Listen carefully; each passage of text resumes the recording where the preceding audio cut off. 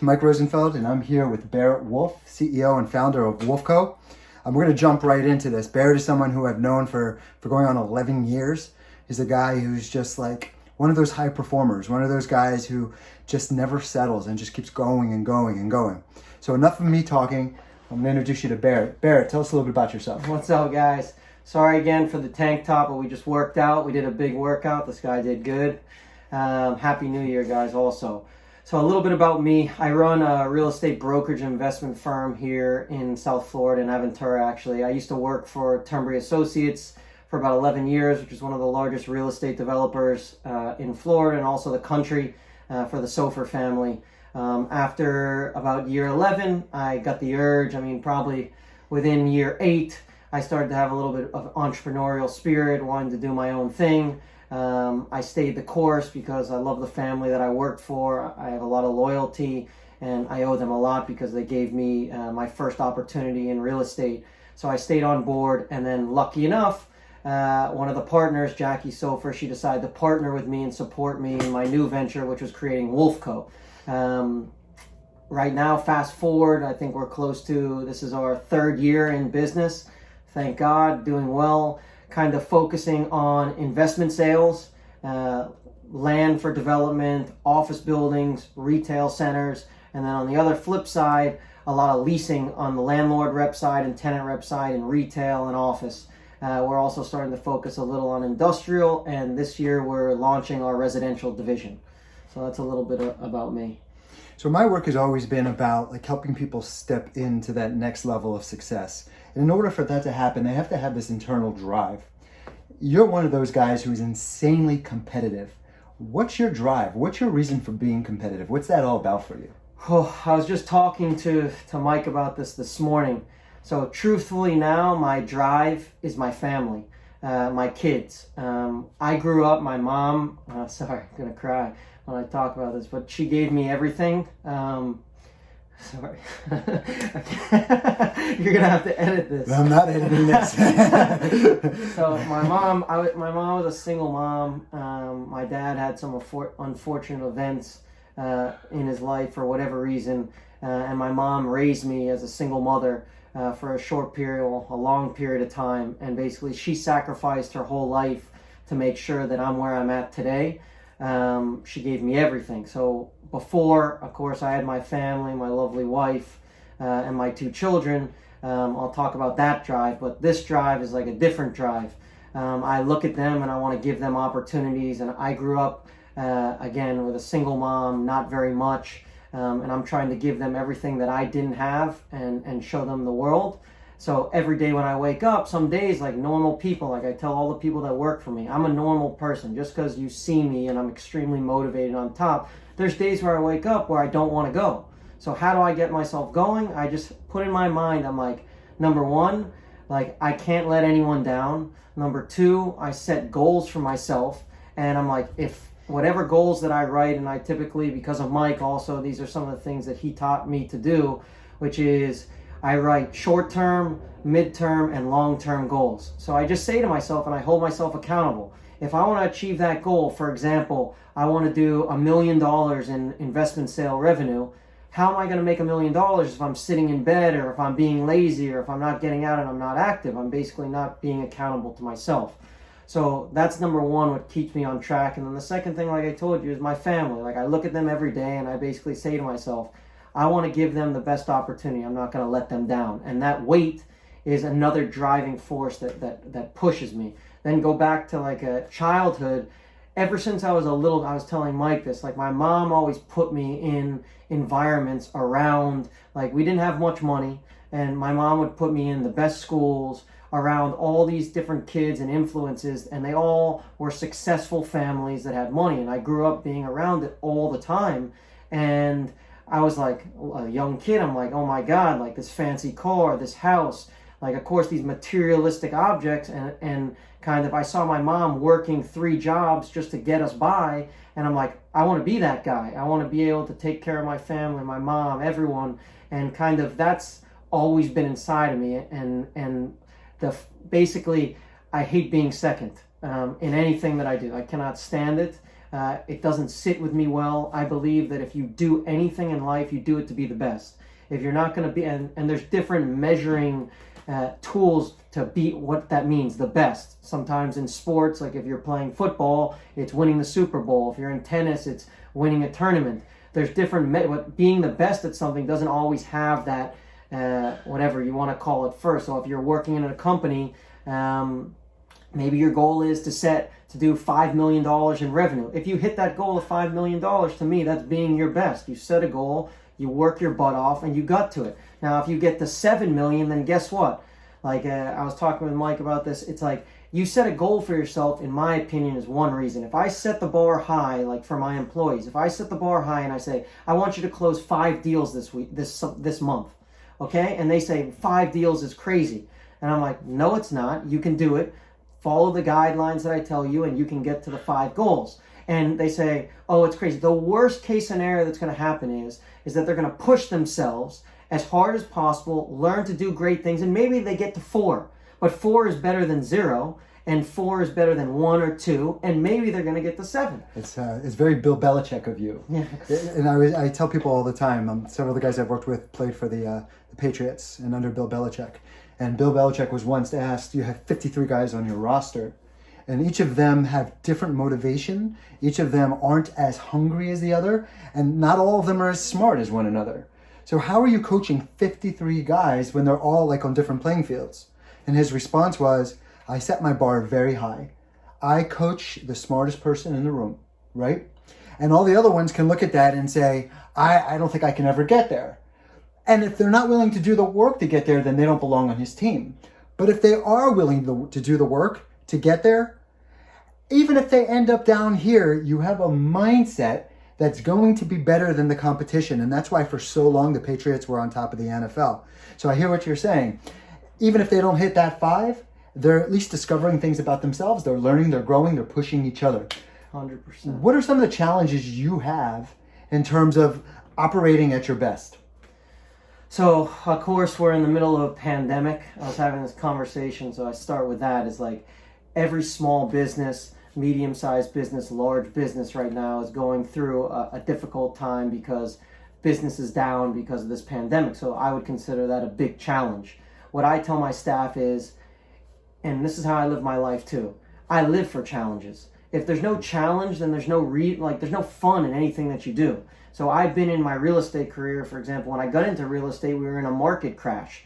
And what can you do? You can hide up like in a little ball, start making a million excuses to why you're not successful, or you can find a way to pivot, or you can find a way to seize it as an opportunity. And most rich people in real estate, if you talk to them, it's like also traders in the financial markets. You buy when the blood is on the street. I don't know if you ever heard that saying, but now a lot of my friends are in the financial sector. They say, I don't buy when the sheep come in. Sheep meaning the people when you're in the green and you're chasing the market. No, you buy when the blood is on the street. Also, the big real estate players, when the market is down, that's when you look for opportunity.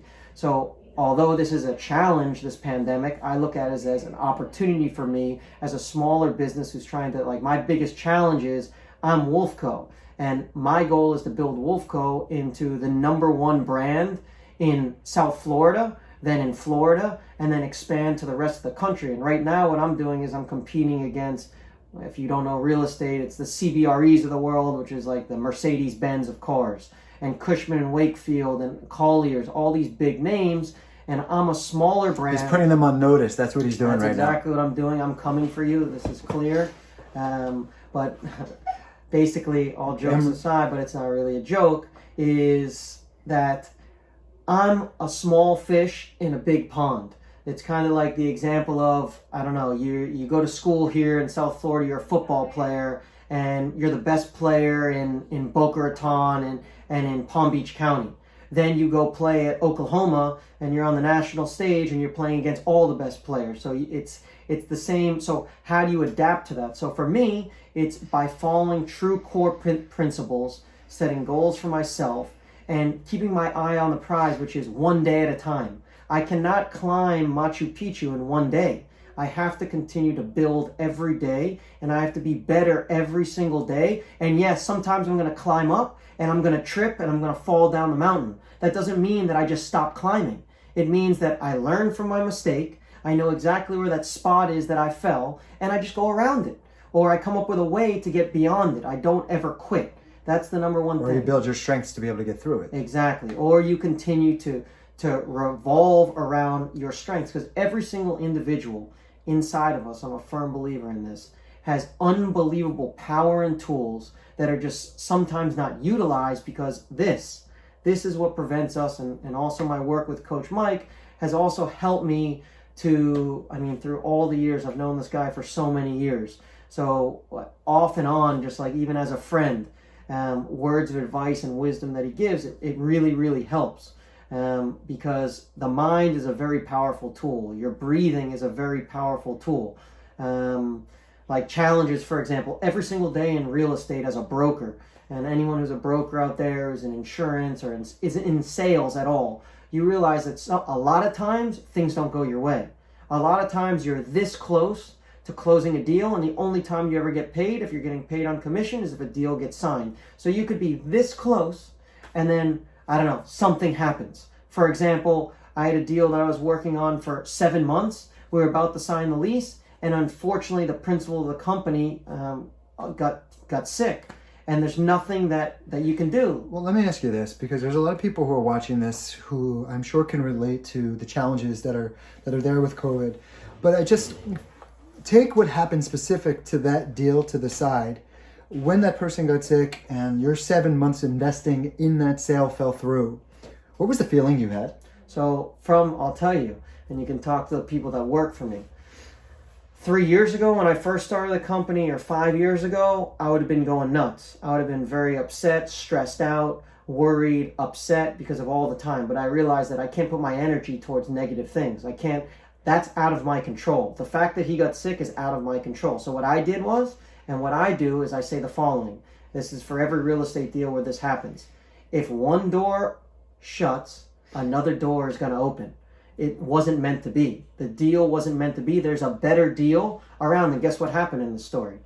About 2 weeks later, which I just closed actually yesterday, a client came and took the entire building that I was trying to lease. This guy was going to take one floor. I had a client come and take an entire building, which is, 3 times the size of the deal that I was going to do. This is a smaller boutique office building, but a medical user came and took 3 times what that deal was. So for me, in terms of commission, I made 3 times as much, and we got a better credit tenant. And the moral of the story is you don't give up. You just keep going, and if one opportunity doesn't come your way, you don't let it get to you. Because I give this example all the time. Life is like this. This is life. Okay? It doesn't matter if you're rich, poor, medium. This is life. Every single day. Your relationships, everything with your kids. It's life. Nothing is perfect. If anyone tells you that life is perfect, then they're lying to you. And if anyone, you go get a job offer and someone comes to you and says everything's going to be like this, then they're not telling you the truth, because that's not life. So you have to learn to deal with ebbs and flows. And the key is, for me, is actually, I think you gave me this once. It's not how hard you fall. It's how hard you work to get back up. So that's what I also think about all the time.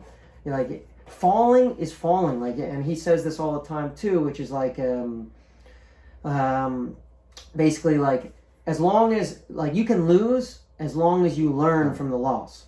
If you learn from the loss, and this is why the answer to your question is if something happens to me bad, I don't get so overworked anymore. Why?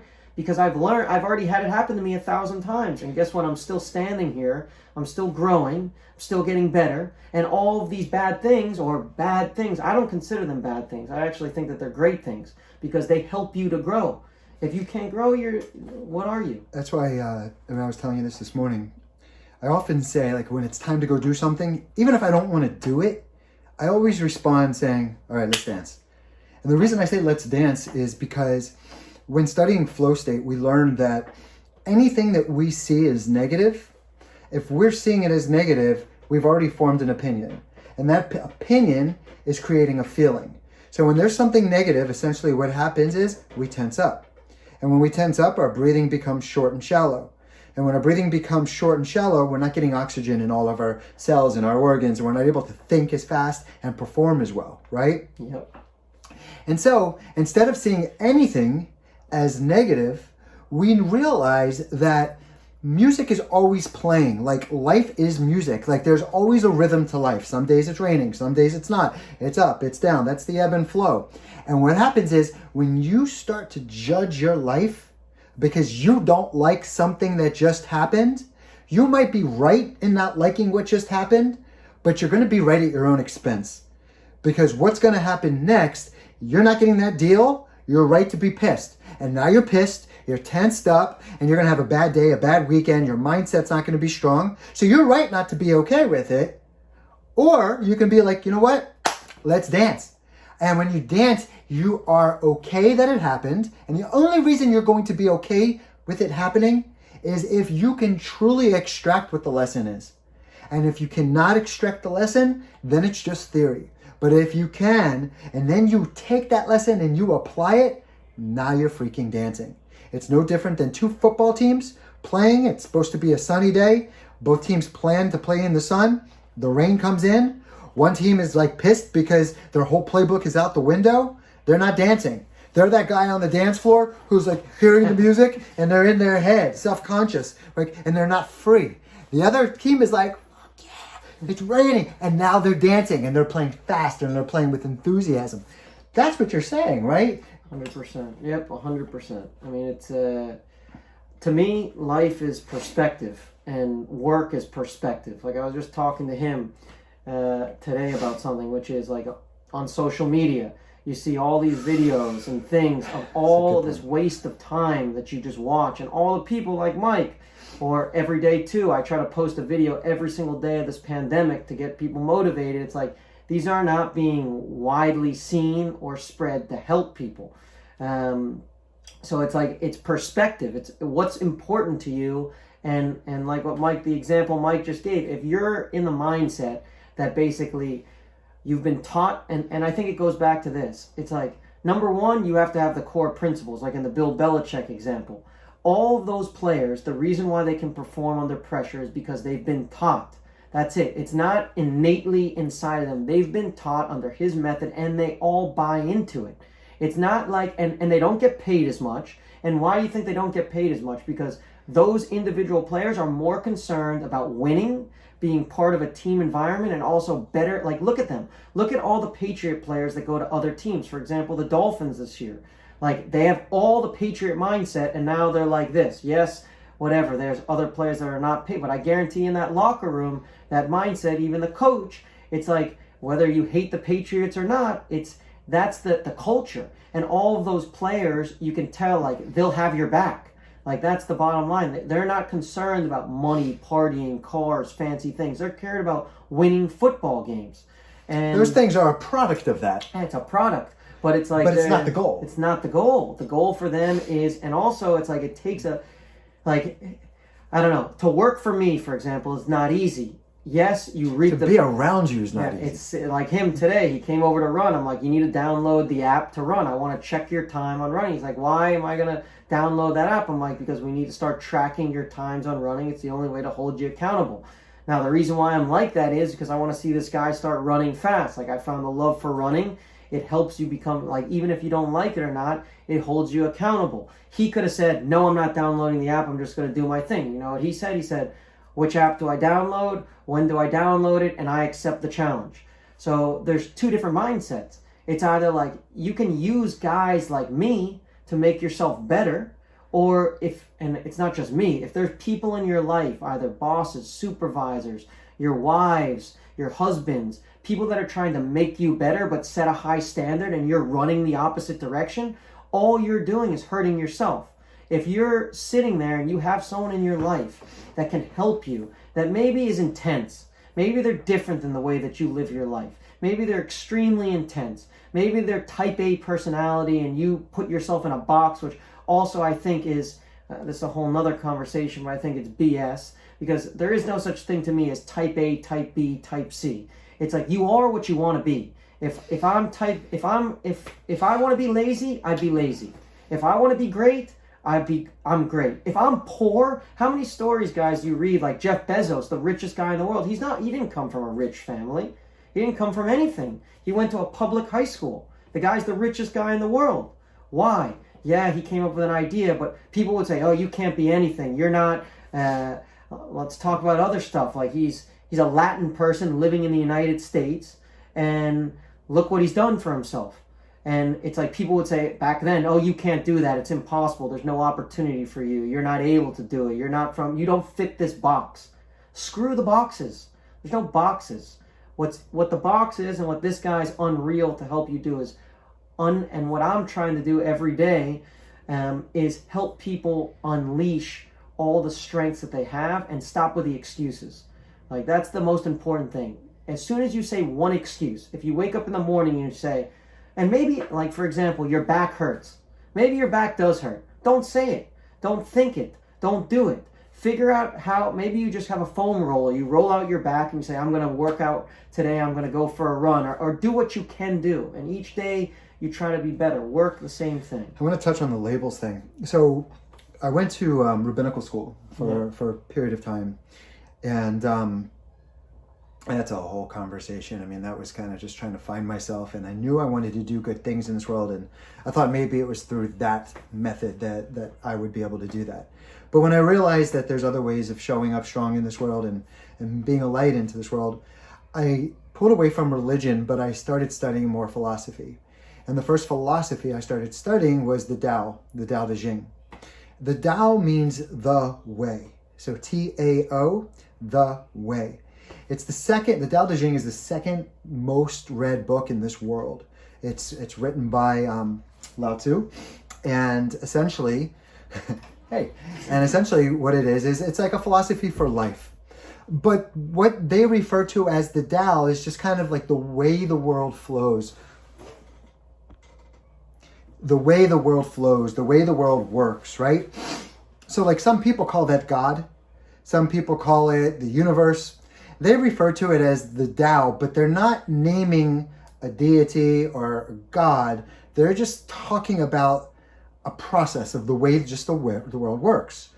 And it's interesting because they say, and here's where I'm going with labels, they say that the Tao that can be named is not the Tao. In other words, when you're talking about the most powerful force in this world that has its ebb and flow and it has all these ways about it, as soon as you put a name on it, you put it in a box. So as soon as you try to name it, you've lost the essence of it. And I think that is how we are with our labels. Type A personality, whatever, ADD, any label that we give ourselves, we're putting ourselves in the box. Because the truth is, we get to be whoever we want to be. And if it's in your heart because you really want it, it's because it's meant for you. If it's in your head, it's possibly because you were taught that you should, right? But it's important to know that the head can be manipulated. You should this, you should that. The heart can't be manipulated. You either love it or you don't. You're not going to say, go love that painting or go love that person, and all of a sudden you're going to love it. No, it's not going to be real for you. So if something is in your heart, a desire to be this or to achieve that or experience that, it's because it's there for you to do it.